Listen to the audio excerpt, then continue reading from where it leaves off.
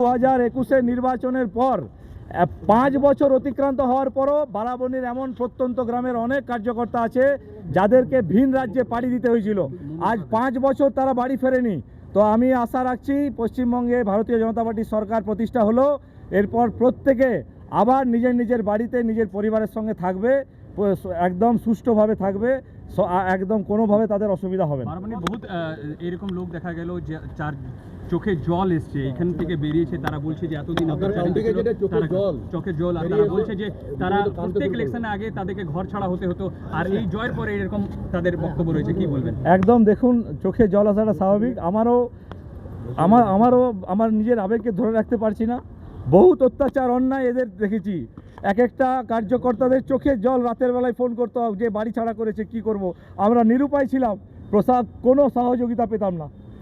তো স্বাভাবিক আছে, এটা আজকে আবেগের দিন। সমস্ত কার্যকর্তাদের বলবো নিজেদের আবেগকে সাথে নিয়ে চলুন, আমরা গণতান্ত্রিক পরিবেশ বারাবণীতে ফিরিয়ে আনি এবং যারা এই সমস্ত শাসক, যারা অত্যাচারী, তাদের বিরুদ্ধে প্রশাসন ব্যবস্থা নেবে, সেই আইনের শাসনের উপর সবাই মিলে ভরসা রাখুন, এইটুকু বলতে চাই।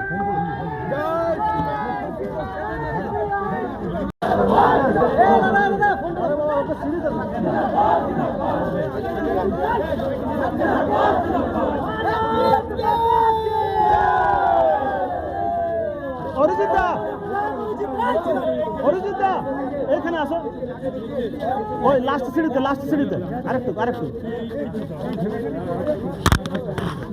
সব থেকে টাফ আপনার বিধানসভা ছিল, কি বলবেন?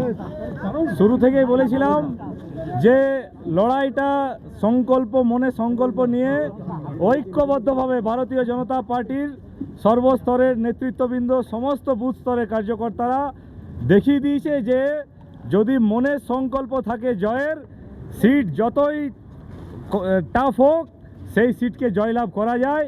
এবং আমার মনে হয় বারাবণী পথ দেখাবে সারা জেলাকে যে এত ঘাত প্রতিঘাত, এত অত্যাচার করার পরেও যে এই লড়াই ভারতীয় জনতা পার্টির সমস্ত কার্যকর্তাদের নিয়ে দিয়েছি। এবং সর্বোপরি বারাবণীর আপামর জনতা জনার্দন, প্রথম থেকেই বলেছিলাম যে এদের রাজশক্তি, এদের যে গুন্ডামি, যে অত্যাচার, তার জবাব বারাবণীর মানুষ দেবে।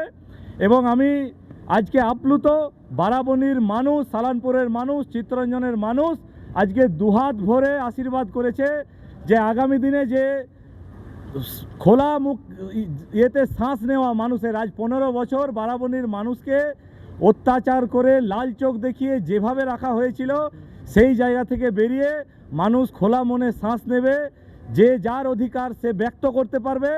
একটা সন্ত্রাসবিহীন বারাবণী আমরা বারাবণীর মানুষকে আগামী 5 বছর উপহার দেব।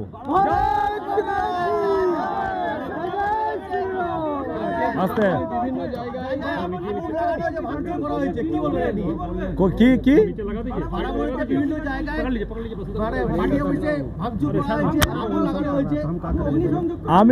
আমি এখন এইমাত্র কাউন্টিং হল থেকে বেরিয়েছি। আমি বিষয়টা দেখছি এবং আমি পরিষ্কার ভাষায় অ্যাজ এ বারাবণীর নবনির্বাচিত বিধায়ক হিসাবে বলছি যে কোনো রকম এই ধরনের অপ্রীতিকর ঘটনা না আমার দল ভারতীয় জনতা পার্টি বরদাস্ত করবে, না আমি বারাবণীর বিধায়ক হিসাবে এই ধরনের অপ্রীতিকর ঘটনা বরদাস্ত করব না। কারণ মানুষ এই অত্যাচার অনাচারের বিরুদ্ধে ভোট দিয়ে আমাদেরকে এনেছে। তাই যে কথা আমরা বলেছিলাম যে রঘু ডাকাতকে হাঁটিয়ে কালু ডাকাতকে আনা হয়েছে, তারই যদি পুনরাবৃত্তি হয় তাহলে মানুষ সেটা ভালো চোখে নেবে না। তাই আমি এই কাউন্টিং হল থেকে আপনাদের সমস্ত সংবাদ মাধ্যমকে বলছি যে আমি কোনো রকম এই ধরনের অপ্রীতিকর ঘটনা বারাবণীতে হতে দেব না। মানুষ যে যার অধিকার যে দল করে সে দল করবে। যে আজকে 15 বছর ধরে কোনো রকম গণতান্ত্রিক প্রক্রিয়ায় অংশগ্রহণ করতে দেওয়া হয়নি, পঞ্চায়েত লেভেলে কোনো নির্বাচনে ভোট লড়তে দেওয়া হয়নি, এরই প্রতিবাদে আমরা এই লড়াই করেছিলাম। তাই এখন থেকে আমি সংবাদ মাধ্যমের দ্বারা সমস্ত ভারতীয় জনতা পার্টির কার্যকর্তাদেরকে বলবো যে কোনো রকমভাবে আইন হাতে তুলে নেবেন না। তার জন্য প্রশাসন আছে, ভারতীয় জনতা পার্টি আইনের শাসনে বিশ্বাসী। তাই যেভাবে আরও ভারতবর্ষের বিভিন্ন রাজ্যে আইনের শাসন প্রতিষ্ঠা হয়েছে, আজকের পর থেকে পশ্চিমবঙ্গেও আইনের শাসন প্রতিষ্ঠা হবে এবং এই সমস্ত গুন্ডারাজ খতম হবে।